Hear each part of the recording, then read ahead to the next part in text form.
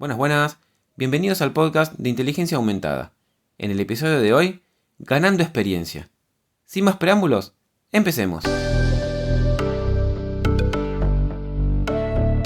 Este podcast es para todos aquellos que les interesa el mundo de la inteligencia artificial y el machine learning, también para los que se dedican o se quieren comenzar a desarrollar en el mundo de la inteligencia artificial, pero especialmente también para los que quieran cambiar de carrera profesional y comenzar a desarrollar soluciones con inteligencia artificial, ya sea como hobby, incorporarlas en su trabajo actual o incluso cambiar completamente de carrera profesional.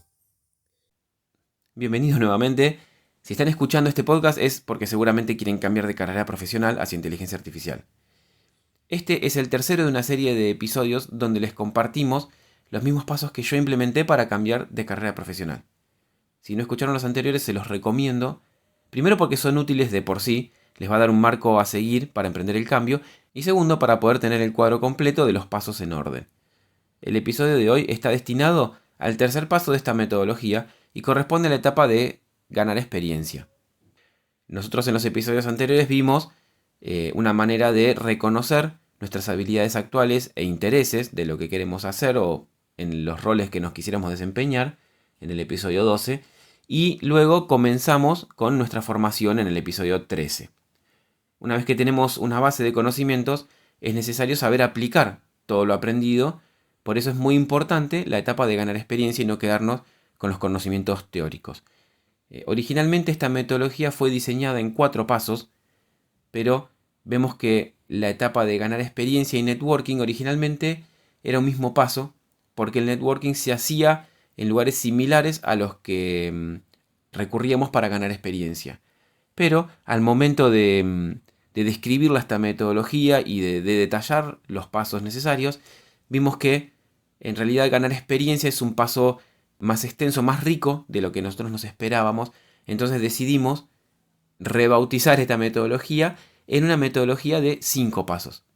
Entonces, el paso de ganar experiencia va a ser el tercero de una serie en realidad de 5 pasos, donde la parte de networking o de red de contactos va a ser el paso 4 y finalmente el paso 5 va a ser la parte de empezar a postularnos a trabajos afines a inteligencia artificial.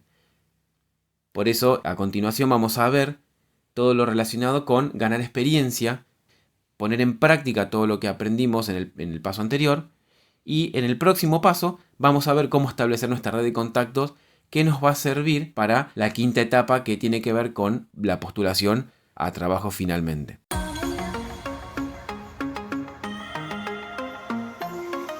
Poder ganar experiencia es esencial cuando estamos haciendo el cambio de carrera profesional hacia inteligencia artificial. Por un lado, nos permite demostrar nuestras habilidades y conocimiento, tanto lo que teníamos originalmente de nuestra carrera actual como lo aprendido en la etapa de formación, porque es básico poder mostrar qué es lo que sabemos hacer, no solamente listarlo. Y como todavía no tenemos experiencia en empleos previos en inteligencia artificial, porque recién estamos haciendo la transición, necesitamos tener alguna forma de poder demostrar que sabemos hacer lo que sabemos hacer. Si ya tuviéramos experiencia laboral, es más fácil porque simplemente pueden ver nuestro registro de experiencias de nuestro currículum y tomar eso como un indicativo de que sabemos o no sabemos hacer determinadas cosas. Ahora bien, en nuestro caso, tenemos que encontrar una forma alternativa. Por otro lado, también, algo que mucha gente no se da cuenta, es que ganar experiencia, como lo vamos a ver en este episodio, también nos sirve para seguir aprendiendo, no solamente para poner en práctica, sino también para, como puntapié, para adquirir nuevas habilidades y nuevos intereses y nueva información que sabemos que debemos adquirir. En el episodio anterior vimos diferentes formas de aprender y adquirir habilidades. No solamente vimos que existen cursos online, que hay hoy en día una gran cantidad de lugares que ofrecen cursos, sino también a través de libros, artículos tanto de blogs como científicos, tutoriales, comunidades online, foros, etc. Además de todas esas maneras de aprendizaje, hay al menos una más que no la listamos en el episodio anterior. Una parte muy importante del aprendizaje es mediante la práctica. Eso lo sabemos porque nos ha pasado muchas veces que adquirimos algún conocimiento y la forma de fijarlo es cuando lo ponemos en práctica, cuando lo utilizamos. No solo en estos momentos afianzamos lo que aprendimos, sino que van surgiendo desafíos y obstáculos que no aparecen en la parte teórica de nuestra formación y requieren que hagamos una investigación más profunda de la solución. Esto último también sirve para aprender cómo desenvolvernos en un ambiente más parecido a cómo sería cuando estemos realizando el trabajo en el mundo real. En un trabajo real, obviamente nos vamos a encontrar con desafíos y no todo va a ser perfecto y ordenado, no vamos a tener los datos perfectamente estructurados, limpios y listos para aplicar nuestros modelos de Machine Learning, sino que vamos a encontrar suciedad en los datos, datos faltantes, nos vamos a encontrar con problemas de toda índole, que los modelos no convergen o no tienen la precisión que debemos, o incluso más básico, que no terminamos de encontrar el camino que debemos seguir para poder hallar la solución. Entonces no podemos ni siquiera empezar a desarrollar modelos. Bueno, eso es lo que queremos lograr con esta adquisición de experiencia que vamos a ver en este episodio, porque muchas veces, de hecho yo diría la gran mayoría, la vida real no es como es en los cursos. Yo a continuación les voy a dar algunas maneras que tenemos para poder ganar experiencia de lo aprendido.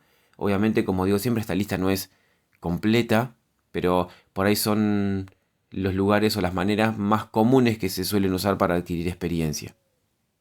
La primera manera que les voy a contar a mí me resulta particularmente interesante, primero por la naturaleza de esta manera, me resulta muy interesante, muy llamativa, pero también más que nada porque prácticamente nadie la utiliza cuando está en la etapa de aprendizaje. Yo creo que principalmente tiene que ver porque creemos que no tenemos el conocimiento suficiente como para utilizar estas formas de adquirir experiencia. Igualmente esto ya lo hemos visto mucho, es el síndrome del impostor una y otra vez. En estas etapas va a aparecer casi constantemente, así que está bueno que nos acostumbremos a conocer qué es el síndrome del impostor para poder derrotarlo. Básicamente, de forma resumida para no hacerles perder el tiempo, el síndrome del impostor es cuando nosotros creemos que no somos lo suficientemente buenos para algo, o que no sabemos lo suficiente para hacer algo, o que algún reconocimiento, algún premio no somos realmente merecedores de ello porque no somos tan buenos como dicen, o no somos tan merecedores de ese premio o de ese reconocimiento. Con respecto a estas formas, es la participación en hackatones y competencias. Todos conocemos más o menos, en mayor o menor medida, qué es una competencia. Pero, ¿qué es realmente esto de un hackatón? No sé si alguna vez lo escucharon hablar, pero para los que no lo saben, un hackatón es un evento que generalmente dura varios días, durante los cuales un gran número de personas se reúnen para colaborar en proyectos de software, poniendo especial foco en un tema o desafío específico, no es en tema general. Hay como un tema de fondo y todos los que se unen para colaborar tratan de resolver ese problema, atacando ese tema en particular. En inteligencia artificial, un hackathon es un evento que se enfoca específicamente en el uso de técnicas de inteligencia artificial y machine learning para resolver estos problemas. No es desarrollo de software de la forma tradicional. En un hackathon de inteligencia artificial, los participantes típicamente trabajan en equipos para desarrollar nuevos software basados en IA. También pueden participar de talleres, presentaciones para aprender las últimas tendencias y herramientas de inteligencia artificial utilizadas. Es decir, que el hackathon no solamente sirve para colaborar y poner manos a la obra de lo que aprendimos, sino que también nos permite seguir aprendiendo mediante la asistencia a esos talleres y presentaciones, pero también mediante observación de otros participantes más avanzados que están en el hackathon. Porque en este tipo de eventos hay participantes de todos los niveles de conocimiento, desde principiantes hasta avanzados, expertos. Son experiencias bastante interesantes porque justamente combinan distintos niveles de experiencia, distintos perfiles, distintas procedencias, y eso produce equipos muy interdisciplinarios y diversos, lo que por ahí justamente eso hace que se facilite o que mejore las chances de encontrar la solución al problema que están enfrentando.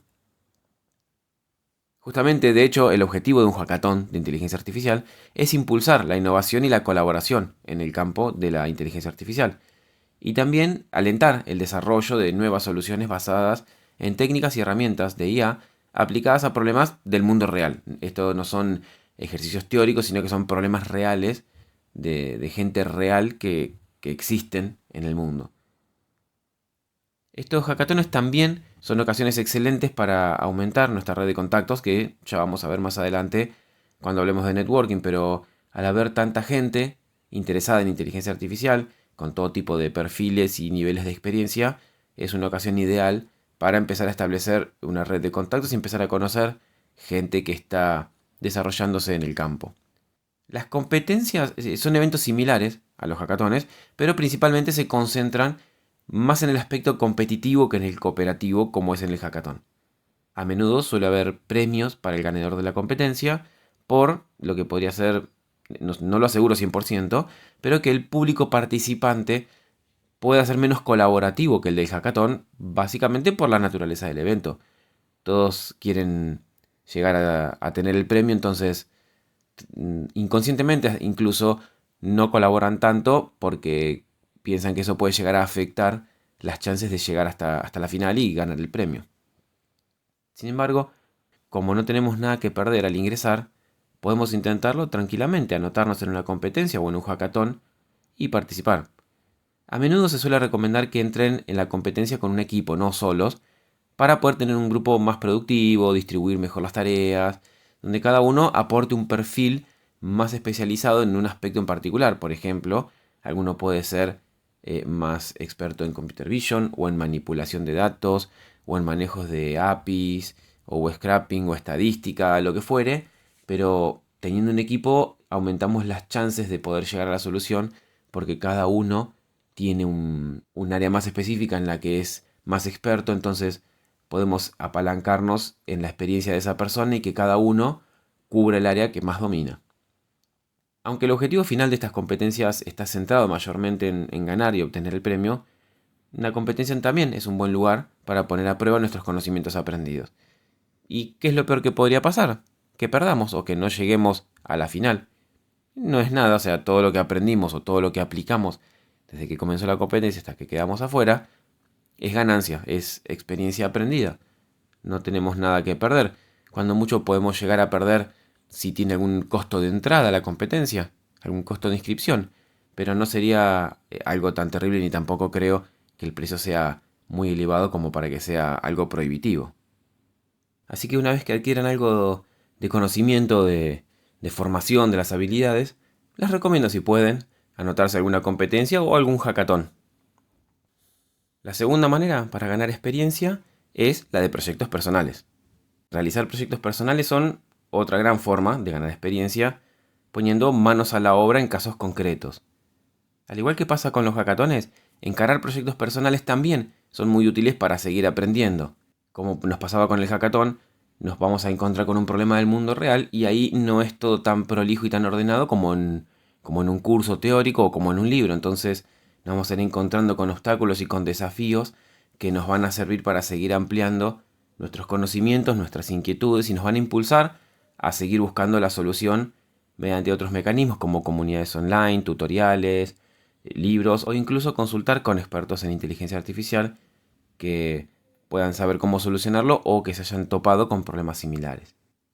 Además de esto, encarar este tipo de proyectos sirve para ir construyendo nuestro portfolio, que no es nada más ni nada menos que un conjunto de proyectos y, si se quiere, códigos que los utilizamos para mostrar lo que sabemos hacer. Un buen portfolio nos va a servir como carta de presentación ante los reclutadores cuando solicitemos un empleo. Los portfolios son muy útiles cuando estamos cambiando de carrera profesional porque somos principiantes en el mundo de la inteligencia artificial y como no tenemos experiencia comprobable en empresas como desarrolladores de inteligencia artificial o el rol que sea para el que nos estemos postulando, la única prueba que tenemos de nuestro conocimiento son los portfolios, donde realmente mostramos ahí lo que sabemos hacer. Ahora bien, ¿cómo comenzar un proyecto personal? Lo ideal en esto es comenzar con proyectos pequeños, no muy ambiciosos. ¿Por qué? Porque si apuntamos a un proyecto muy grande, muy complejo, esto puede requerir varias etapas, o incluso varios perfiles distintos que se involucren y un periodo muy extendido de tiempo que si nos estamos formando para comenzar a trabajar en inteligencia artificial, si dedicamos demasiado tiempo a un proyecto muy, muy grande, muy ambicioso, va a pasar mucho tiempo y vamos a tener un solo proyecto que mostrar, o quizá ni siquiera porque es demasiado complejo y dada nuestra inexperiencia podemos no llegar a concretarlo. No es para desanimarlos, simplemente es para que lo tengan presente y que tratemos de ser estratégicos en esta instancia para poder lograr nuestro objetivo, que es comenzar a trabajar en inteligencia artificial.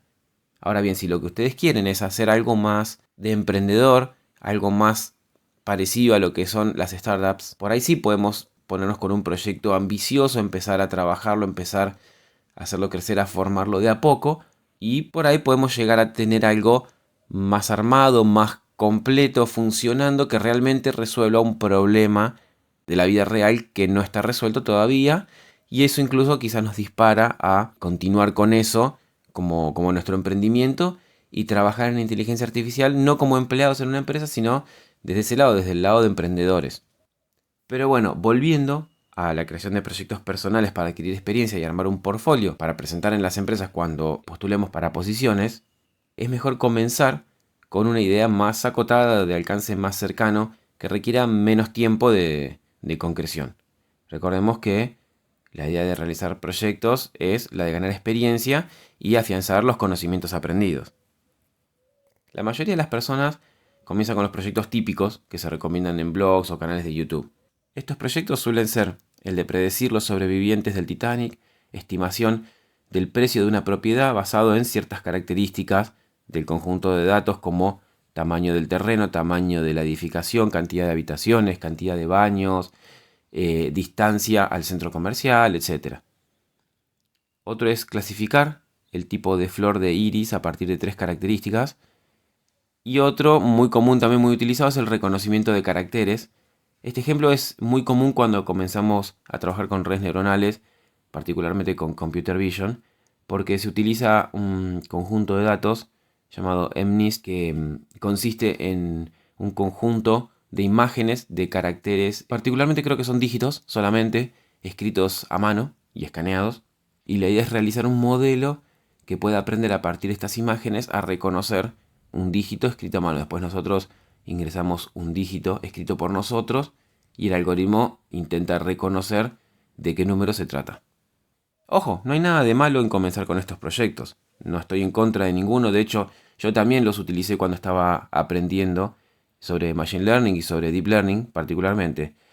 Por algo todo el mundo los recomienda, ¿no? Son sencillos, son acotados y ya están bien depurados los sets de datos como para no perderse en cosas como, por ejemplo, limpieza de los datos y todo ese tipo de trabajo que en el mundo real es una tarea bastante tediosa y que en realidad el 80-90% del tiempo de un desarrollador de inteligencia artificial es preparar los datos. Uno cree que la mayor parte del tiempo va a estar ajustando modelos, entrenando modelitos, y en realidad mucho tiempo realmente nos pasamos limpiando los datos, porque realmente en el mundo real los datos no suelen estar para nada como están en los cursos. Así que este tipo de proyectos son ideales porque no nos hacen perder tiempo en eso. Después ya nos podemos meter con proyectos más reales, con datos reales, no tan bien depurados, y ahí empezar a practicar un poco el tema del tratamiento de los datos. Volviendo al tema de estos ejemplos, el problema en realidad es que justamente como todo el mundo los recomienda, porque son ideales para ir aprendiendo, todo el mundo los realiza y los utiliza como parte de su portfolio. Y esto obviamente tiene como consecuencia de que ya pierden el valor en el mercado laboral porque no es un factor distintivo. Cuando un reclutador ve los currículum de los postulantes principiantes o juniors, casi todos van a tener el problema de los sobrevivientes del Titanic, van a tener en su portfolio, en su repositorio online, todos estos algoritmos resueltos. Entonces, al tenerlos todos, no los tiene ninguno. No sé si me explico lo que quiero decir. Obviamente muestra que se sabe hacer, pero si todo el mundo lo sabe hacer, ya no es un factor distintivo. Es como postularnos y decir yo sé leer. Y está bien, todos los que se postulan saben leer. Entonces no es una habilidad que nos distinga con respecto al resto. Si les interesa alguno de estos proyectos, obviamente háganlos. No dejen de hacerlo porque yo dije anteriormente que los hace todo el mundo ni nada de eso. Si les gusta, háganlo porque de hecho son interesantes y están buenos porque son simples para iniciarse, para empezar a adquirir también un poco de ductilidad en la escritura de código, en la ejecución y entrenamiento de modelos. Sin embargo, les recomiendo que no tomen exclusivamente estos proyectos como su portfolio. Hagan algunos otros más para complementar, uno o más de uno según el tiempo que tengan, pero elijan algo que realmente les sirva para destacarse del resto, que sean un perfil distinto a todos los que se presentan.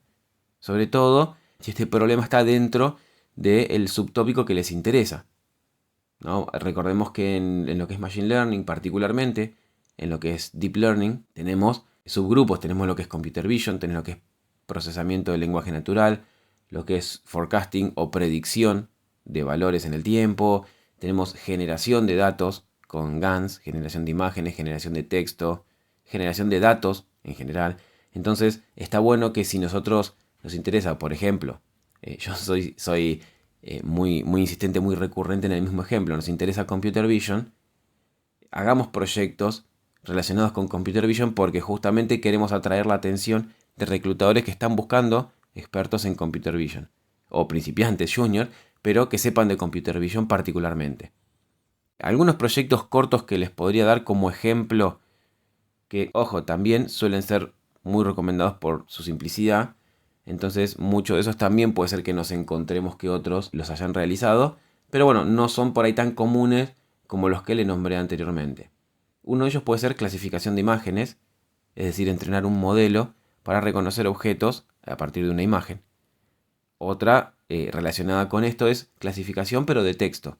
Entrenar un modelo para categorizar texto, como por ejemplo si un email es spam o no. Este también es otro ejemplo muy común utilizado, pero sirve perfectamente para armar un portfolio. Sobre todo porque nosotros podemos darle después un uso, una vuelta particular, una aplicación especial que se vaya más allá de simplemente responder la consigna del ejercicio teórico. Es decir, listo, ya hice un modelo que uno le pone un mail y te dice si es spam o no, listo, punto. Podríamos ir un poquito más allá y construirle una solución alrededor que solucione un problema real. Entonces, ahí vamos a ver que no solo sabemos desde lo teórico cómo construir un modelo, cómo levantar los datos, entrenar el modelo y hacer la inferencia a partir de datos nuevos, sino que también sabemos cómo resolver problemas. Sabemos cómo darle utilidad a ese tipo de soluciones. Otro ejemplo puede ser un chatbot, es decir, crear un chatbot simple que pueda responder preguntas sencillas o incluso mantener una conversación corta. Hay librerías y hay algoritmos preentrenados que podemos utilizar como base. No es necesario que arranquemos desde cero con una solución completamente en blanco y ahí empezar a construir nuestro problema. Obviamente, cuanto más atrás vayamos en la construcción, mejor porque vamos a poder poner en práctica una mayor cantidad de habilidades. Pero si nos apremia el tiempo o no nos interesa tanto la parte de desarrollo más que la parte de implementación, podemos directamente utilizar alguno de estos algoritmos. Otro ejemplo interesante puede ser el de generación de música, es decir, entrenar un modelo que cree música. Como les expliqué anteriormente, uno de los subtópicos que puede haber en el Deep Learning es el de generación de datos a partir de GANs. Entonces podemos utilizar esto para generar música que no es otra cosa que datos. La generación de música es un área bastante interesante de la inteligencia artificial. Poder utilizar algoritmos de inteligencia artificial para crear música. Este es un dato que yo nunca lo mencioné, pero toda la música que ustedes escuchan en el podcast, la música de apertura, la música de cierre y las cortinas de transición que se escuchan, son bloquecitos pequeños, ¿no? De pocos segundos, pero toda esa música fue creada con inteligencia artificial. Ahí no hubo personas involucradas en la creación de la música.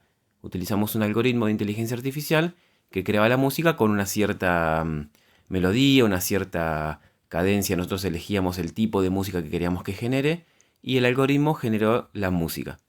Es un dato de color que les quería mencionar, o sea que un proyecto de generación de música puede resultar algo interesante e incluso muy útil de aplicar en la vida real. Otro ejemplo puede ser el de detección de anomalías, es decir, construir un modelo que identifique patrones inusuales en los datos y detecte alguna falsificación o algún dato anómalo en los datos de entrada. Otro caso muy utilizado también o muy recurrido son los sistemas de recomendación. Es decir, crear un sistema de recomendación simple que sugiera contenido a los usuarios en función del tipo de contenido que consumen. uno lo que siempre tiende a pensar primero es en Netflix o en Spotify, que nos recomienda música, nos recomienda series o películas en función de las que ya vimos anteriormente. Pero existen sistemas de recomendación en un montón de otros ámbitos. Por ejemplo, en retail, un supermercado puede recomendarnos productos en función de otros productos que hayamos comprado antes o del patrón de compra que tenemos históricamente. Ellos saben que siempre que compramos una gaseosa, para no hacer marca, compramos alguna bebida alcohólica que se utiliza para combinar y hacer algún trago. Entonces el día que compremos la gaseosa nos va a recomendar que también llevemos esa bebida alcohólica. O el día que compramos papas, también nos recomienda que llevemos otro tipo de snack, porque sabe que vamos a hacer una picada o una tapa, como se puede decir en otros lados. Entonces, un sistema de recomendación se puede utilizar en un montón de otras situaciones.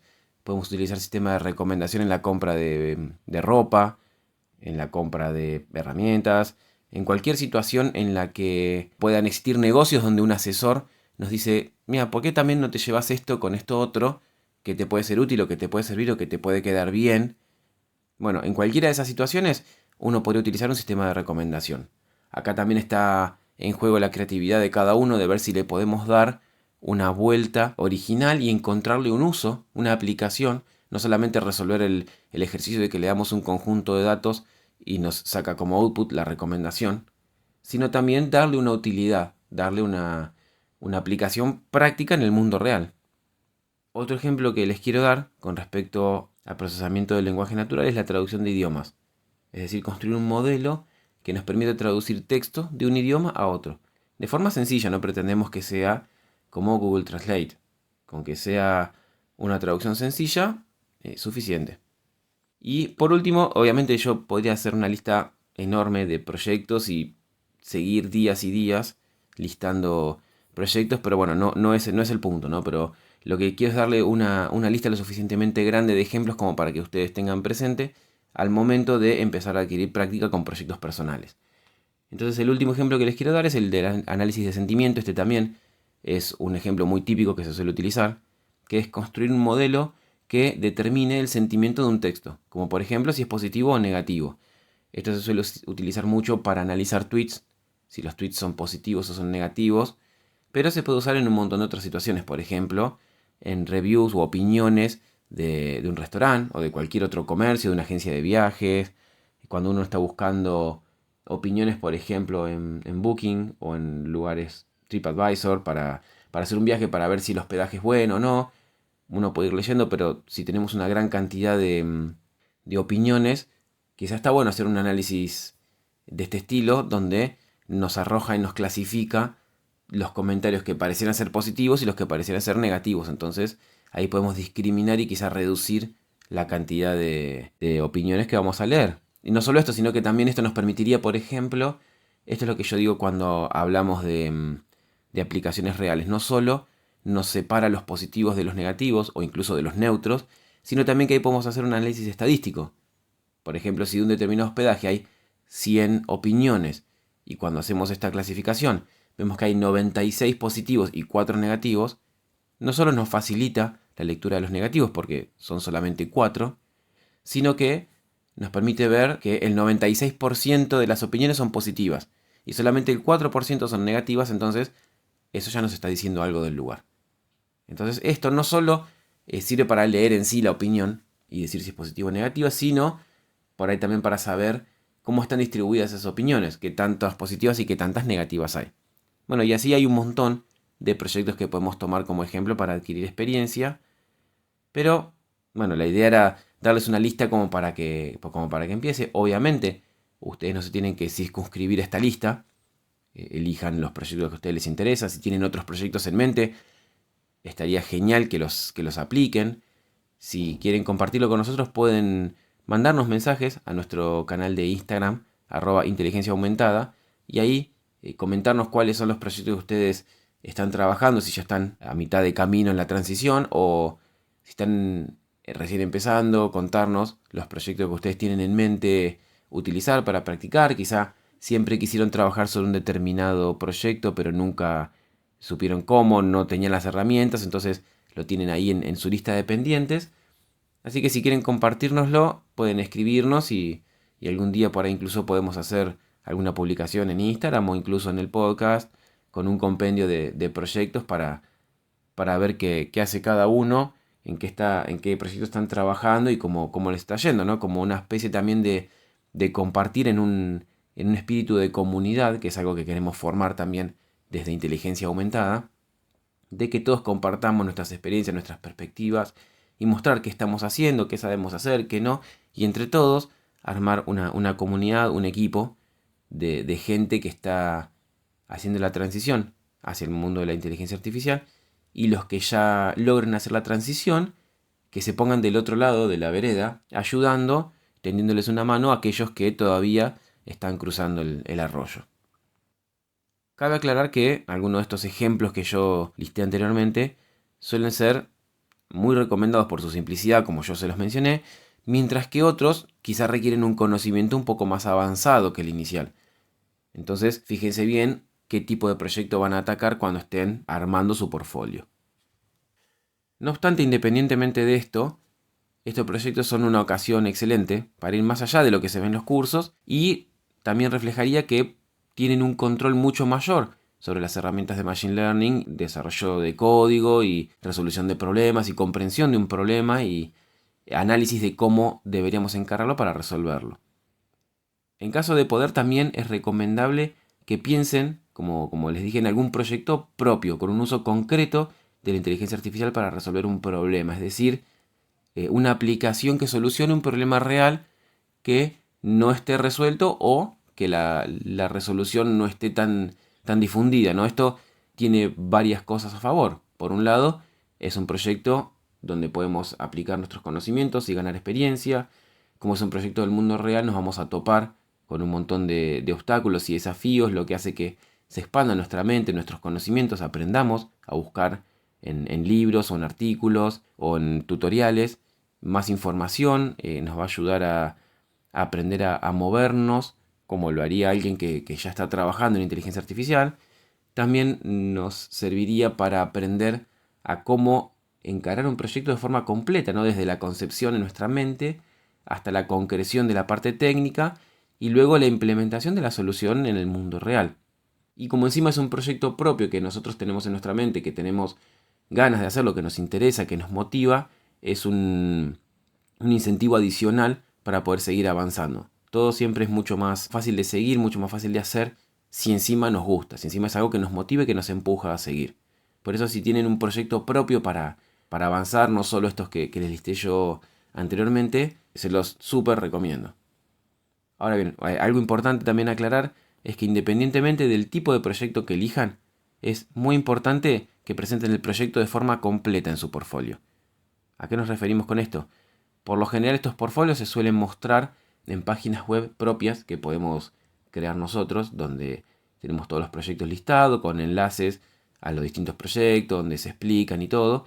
O lo que se suele usar generalmente en estos casos, como también en el desarrollo de software, es plataformas de versionado, como puede ser GitHub o GitLab o Bitbucket, cualquiera de esos. Porque allí no solamente podemos subir nuestro código de lo que estamos haciendo y la gente lo puede ver y lo puede descargar e intentar reproducir en sus propias computadoras, sino que también tiene una forma de escribir texto en un lenguaje que se llama Markdown, que es un lenguaje en el cual nosotros podemos escribir un documento con distintos tamaños de letras, haciendo énfasis, poniendo letras en negrita, en cursiva, subrayado, dividir en secciones, insertar imágenes, enlaces. Entonces sirve mucho como para hacer una especie de manual o de documentación de lo que estamos haciendo. Por eso, lo que yo les mencionaba anteriormente de presentar el proyecto de forma completa es que documenten bien el problema que se quiere resolver. Por eso estos archivos de documentación basados en Markdown son ideales, porque ahí podemos detallar bien toda la documentación del proceso para que, si esto lo vamos a presentar en un trabajo ante reclutadores, está bueno que vean cómo fue todo el proceso del proyecto, no solamente el código con el resultado, ¿no? Entonces, tener una documentación de todo el problema que queremos resolver, dar una descripción de qué pretendemos utilizar para resolver el problema, hacer un análisis detallado de los datos. Por ejemplo, se puede hacer un análisis estadístico descriptivo básico de los datos que tenemos, es decir, cantidad de datos, cómo están distribuidos, cómo están balanceadas las clases, especialmente para problemas supervisados, si están bien balanceadas o no, cuánto hay de cada clase, etc. Es básico, pero sirve también un poco para ver y saber qué tipo de datos tenemos. Si hay algún tipo de dato que está faltante, por ejemplo, si estamos trabajando con datos tabulares de clientes, no sé, podemos ver que un dato que suele faltar mucho es la edad. Bueno, entonces la edad no la vamos a tener en cuenta para nuestro proyecto, o si faltan pocos datos de edad, ver si de alguna forma se puede completar o imputar, como se llaman los datos. Un montón de cosas que por ahí se pueden hacer con los datos, que está bueno en esta instancia hacer ese análisis para saber si es necesario hacerlo y si es necesario, cómo llevarlo a cabo. También está bueno documentar los pasos que vamos a hacer para resolverlo, explicando lo más detalladamente posible cómo lo llevamos a cabo. Este paso es particularmente importante para el portfolio porque va a mostrar cómo nosotros encaramos un problema y cómo lo fuimos resolviendo. Como cuando en matemática nos pedían que expliquemos el procedimiento para resolver el ejercicio, para ver que no solo copiamos las cuentas del compañero de al lado. Muchas veces lo hemos hecho ante un problema directamente ponemos la cuenta, el resultado, lo recuadramos y listo. Pero está bueno también mostrar cómo fuimos llegando a ese resultado, sobre todo si no pudimos llegar al resultado. Entonces, en este caso particular también es interesante porque es posible que no lleguemos a un modelo entrenado con una precisión aceptable, listo para poder ser implementado en el mundo real. Entonces, en ese caso, está bueno explicar el procedimiento porque la gente que esté viendo nuestro portfolio va a ver que nosotros sabemos hacer, mira, sabe hacer esto lo hizo muy bien. Mira qué interesante se le ocurrió ver esto antes de hacer esto otro. Entonces, documentar los pasos es muy importante. Yo sé que es pesado, yo sé que es tedioso, a la mayoría no nos gusta, pero documentar es muy importante. No solo para nosotros tener una guía, si esto lo abandonamos y el día de mañana lo retomamos dentro de unos meses o dentro de un año, sino también para el que lo va a ver, ponerse un poco en contexto de qué es lo que estamos haciendo, qué es lo que hicimos, y nos permite hacer un seguimiento más fácil de lo que está hecho. No solo en cuanto a procesos, sino también, por ejemplo, si estamos desarrollando código, ir comentando el código, ir explicando qué hace cada parte para también que el código sea más fácil de seguir. Pero bueno, todo lo que es normas y protocolos para buena escritura de código quedará para otro momento porque hay todo un marco de referencia detrás de cómo escribir buen código, entendible, bien documentado, etc. También acá en esta documentación está bueno mostrar gráficos e imágenes que reflejen los resultados que se obtuvieron, junto con el análisis de las métricas obtenidas. No solamente mostrar, listo, se hizo, este modelo se entrenó, precisión tanto, inferencia, resultado, punto. No, está bueno mostrar la precisión, el recall, el mean average precision para la detección de objetos. La idea en este paso es mostrar que controlamos el análisis de métrica y que sabemos qué tan bueno o malo es el resultado que estamos obteniendo, si debe ser mejorado, si realmente está resolviendo nuestro problema, porque mucha gente trabaja con Machine Learning, pone a entrenar modelos que en realidad son unas pocas líneas de código, pero no sabe analizar métricas, no sabe analizar si ese modelo entrenó bien, entrenó mal, qué tan cerca o qué tan lejos está de resolver nuestro problema, porque muchas veces podemos decir que nuestro modelo tiene una precisión del 85% y decimos, uy, buenísimo, 85% es excelente, nos sirve un montón, pero por ahí tiene un recall muy bajo, es decir, nuestro modelo puede arrojar una precisión del 85% y decimos, uy, buenísimo, un 85% es bastante alto, nos sirve, pero en realidad podemos ver que por ahí las clases están desbalanceadas y en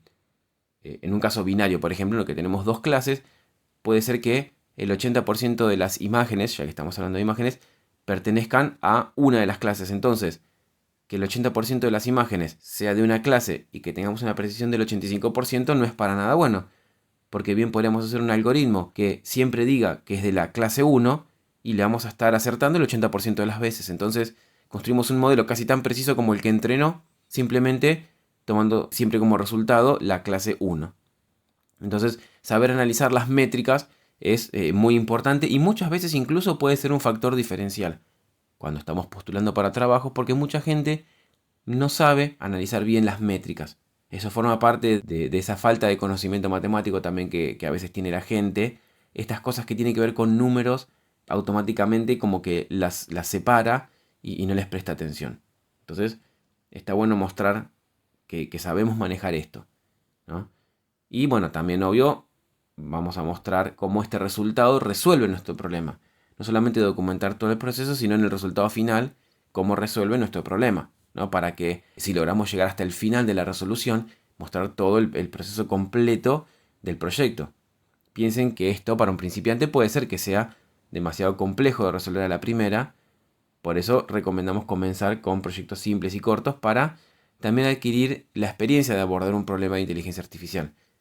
Porque cuando un reclutador, tanto de la parte de recursos humanos de una empresa como de la parte técnica del departamento donde nosotros iríamos a trabajar, en el caso de que obtengamos ese puesto, vayan a ver nuestro portfolio, ver que pudimos encarar y resolver un problema de principio a fin, va a dar la sensación de que estamos bastante más maduros en la resolución de problema de lo que nosotros creíamos o de lo que ellos esperan. Porque saber inteligencia artificial o saber machine learning no es solamente construir un modelo y poner a entrenar, sino poder atacar un problema de forma íntegra. Si bien machine learning suele ser una pieza del rompecabezas y se suele utilizar otras áreas también para resolver un problema de forma completa, está bueno que nosotros sepamos atacar todo el problema íntegro, desde el análisis del problema hasta la resolución del problema real, no solamente la parte técnica de desarrollo de código. Y una vez que adquiramos la experiencia suficiente, podemos pasar a proyectos más complejos. Acá, como nota final, no hay número ni mínimo ni máximo para armar el portfolio. Cuanto más proyectos mostremos, obviamente mejor. Pero sí tratemos de no limitarnos a un solo proyecto. Hagamos por lo menos 2 o 3. Cortos, simples, que no nos lleve mucho tiempo, pero tengamos un portfolio variado y bastante completo. Una tercera forma que tenemos para adquirir experiencia es a través de Kaggle. Esta forma de adquirir experiencia es una combinación de los modos 1 y 2, porque Kaggle es una plataforma que pertenece a Google, donde funciona una comunidad en línea de científicos de datos y desarrolladores de Machine Learning y de inteligencia artificial. Allí se publican frecuentemente problemas, generalmente del mundo real, cuya solución podría desarrollarse con inteligencia artificial. Suele haber también proyectos, llamémoslo de juguete, o sea, teóricos. Los más comunes que se encuentran en Kaggle son el de clasificar los sobrevivientes del Titanic y el de estimar el precio de una propiedad a partir de ciertas características. Pero también hay problemas del mundo real con datos reales que resuelven problemas reales. Estos problemas que aparecen en Kaggle suelen organizarse en forma de competencias, pero no son las competencias, por ahí como mencionamos anteriormente, no es algo tan competitivo como una competencia externa. El objetivo de aquí es que la gente se suscriba al desafío que se propone, que intente llegar a la solución. Y en el caso de las competencias, los primeros puestos suelen ser los ganadores, obviamente, de la competencia.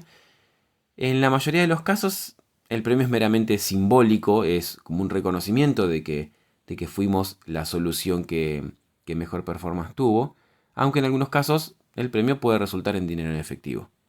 Incluso muchos de estos problemas suelen ser postulados por empresas u organismos reales que necesitan resolver su problema y en vez de contratar a un consultor para resolverlo, deciden disponibilizar públicamente los datos y organizar una competencia de Kaggle.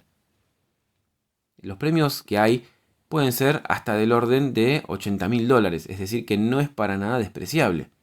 Obviamente, si bien obtener uno de estos premios sería genial, no es nuestro objetivo principal, nuestro objetivo es ganar experiencia. Pero incluso el premio puede no ser solamente dinero, sino que en muchos casos las empresas que postulan estas competencias suelen ofrecerle a los primeros puestos de esa competencia un trabajo permanente en su compañía. Entonces no solamente tendremos la posibilidad de ganar un premio mientras que practicamos lo aprendido, sino que hasta podríamos tener la posibilidad de conseguir trabajo. Por eso Kaggle es un lugar también muy interesante para ganar experiencia, porque tiene muchas competencias, pero también tienen muchas bases de datos, muchos conjuntos de datos para poder construir nuestros modelos. Así que aunque incluso estemos pensando en un proyecto personal propio, de nuestra propia imaginación, a veces recurrir a plataformas como Kaggle está bueno porque por ahí podemos encontrar un conjunto de datos que no es exactamente el que tenemos que utilizar nosotros, pero nos puede servir como buen punto de partida para comenzar las primeras instancias de nuestro proyecto.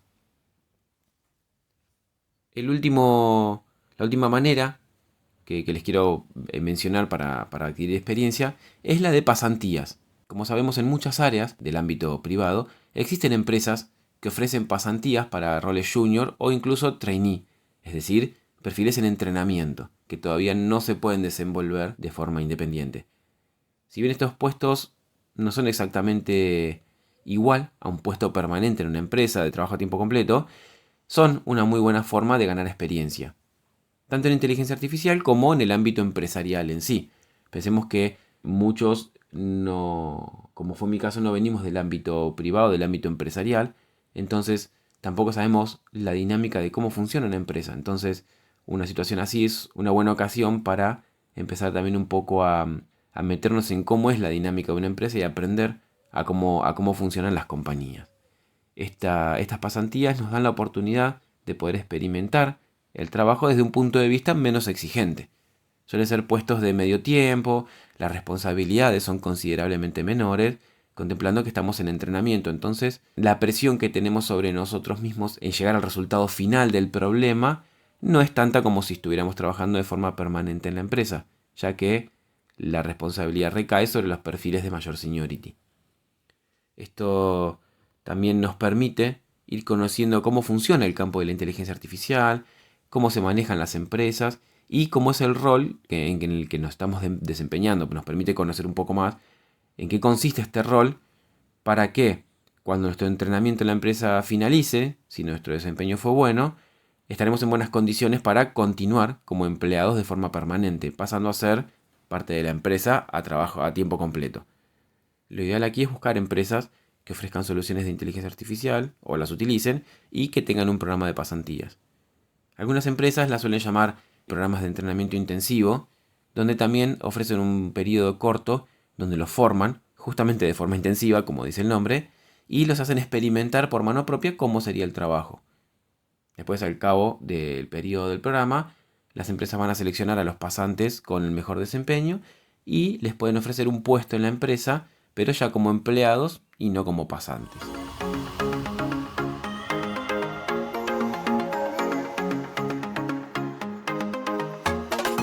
Muy bien, llegamos acá al final de lo que les quería contar con respecto a adquirir experiencia. Espero que este contenido les haya resultado interesante. Si les resultó interesante, por favor, suscríbanse al canal. Les recomiendo que se suscriban al podcast en la plataforma de escucha que ustedes estén utilizando para poder seguir los próximos episodios que vayamos subiendo, sobre todo la parte faltante de esta metodología de cómo hacer la transición en inteligencia artificial y todos los episodios a futuro que faltan.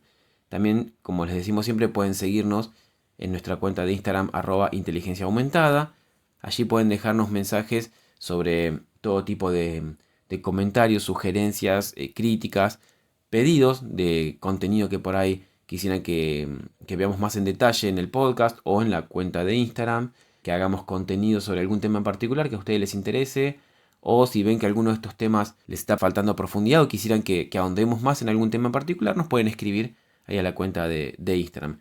Nosotros siempre leemos los mensajes, como decimos, por más que seamos un canal abocado a la inteligencia artificial, no usamos chatbots ni respuestas automáticas, los mensajes los vemos todas personas reales, o lo más reales que intentamos ser, y respondemos todos los mensajes que recibimos. Nos gusta hablar con la gente que nos escribe porque nos gusta conocerlos, nos gusta conocer en qué instancia están de la transición, si están pasando por lo mismo que pasamos nosotros en su momento, de qué forma podemos ayudarlo, de qué forma podemos generar ese contenido que estamos generando, porque nuestro objetivo es ayudarlos a ustedes, y qué mejor forma de ayudarlos que generando contenidos que a ustedes les resulte de interés. Nosotros tenemos una lista de contenidos a generar, que es lo que creemos que les puede llegar a resultar interesante, que les puede resultar útil, sobre todo basados en nuestra experiencia previa, pero también es interesante conocer qué es lo que les está causando problemas a ustedes, qué es lo que les da miedo, qué es lo que los está frenando, o qué es lo que les interesa aprender, para poder hacer nuestro contenido adaptado a las necesidades de ustedes, y no solamente a lo que nosotros creemos que es necesario para ustedes. Entonces, por favor, déjenos comentarios, déjenos mensajes, escríbanos, búsquenos en Instagram, que a nosotros nos encanta hablar con ustedes y nos da una herramienta más para poder generar contenido que los pueda ayudar a hacer la transición y el cambio de carrera hacia inteligencia artificial. Espero verlos en el próximo episodio y nos encontramos la semana que viene. Muchas gracias. Chao.